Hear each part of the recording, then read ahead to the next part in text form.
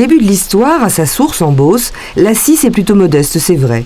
Mais quelques kilomètres en aval, elle est déjà gracieuse, prenant son temps et ses aises dans les marais d'Averdon.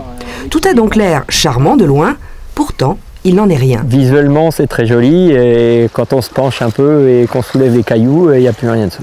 L'écrevisse a disparu, la loche d'eau douce, le chabot, les pinoches, voilà, tout a disparu. On a voulu la transformer en un vulgaire fossé de drainage et on l'a détruite comme ça. Dans les années 70, l'État et ses experts condamnent la Cisse ligérienne à la ligne droite. Adieu méandres, ombrage, marais, la Cisse doit filer docile et boire en plus, sans protester, les eaux de drainage des champs et des communes. Or, peu à peu, ces rives s'effritent, elles s'envasent, la vie aquatique disparaît, sans compter qu'elle se met à déborder au moindre orage. Il y a une vingtaine d'années, la crue mettait à peu près entre 24 heures et 36 heures pour arriver ici en fond de vallée de la Loire, donc à Chouzy-sur-Cisse. Grosso modo, aujourd'hui, l'onde de crue, lorsqu'il y a un orage sur la tête de bassin, met à peu près entre 4 et 6 heures pour arriver ici, ce qui pose effectivement des problèmes d'inondation dans le bourg. Depuis 2006, machine arrière toute, avec notamment la création de méandres artificiels. À partir du moment où on commence à mettre les boudins coco, on a une accélération du courant qui se fait au niveau du chenal principal, avec un creusement, un recreusement, et ça, les poissons adorent ça. Autre priorité, replanter des arbres pour stabiliser les berges ou empierrer ici et là de façon à créer des variations de courant, idéales pour oxygéner l'eau et favoriser l'autocurage de la rivière. Et les marais, allez-vous me dire, ces marais d'Averdon ou de Mouille-Soupe qui avaient presque disparu, étouffés sous la végétation et qui ne remplissaient plus leur rôle de filtre ou d'éponge. Comment les réhabiliter?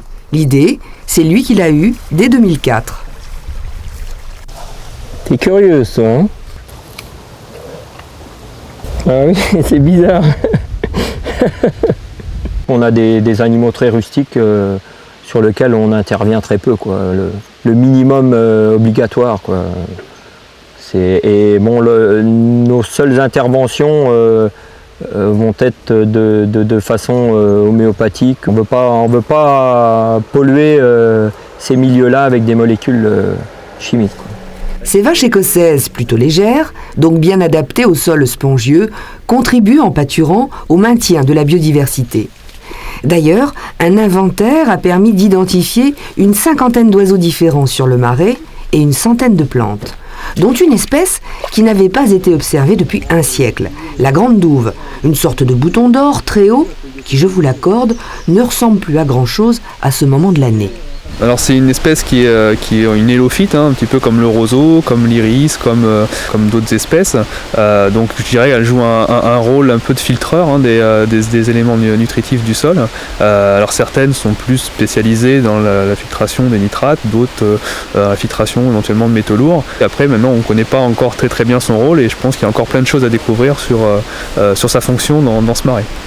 Outre la restauration de la Cisse, ce contrat de bassin a réussi à fédérer 59 villages, 5200 riverains. Pas loin de penser que ce sont bien sûr les petits ruisseaux qui font les grandes rivières. C'est un affluent de la Loire et participe à la vie de la Loire quelque part. Tout ça, c'est un ensemble. Donc si on a une rivière en mauvais état qui jette dans une rivière qui est, elle, en meilleur état, elle sera malade aussi un jour ou l'autre.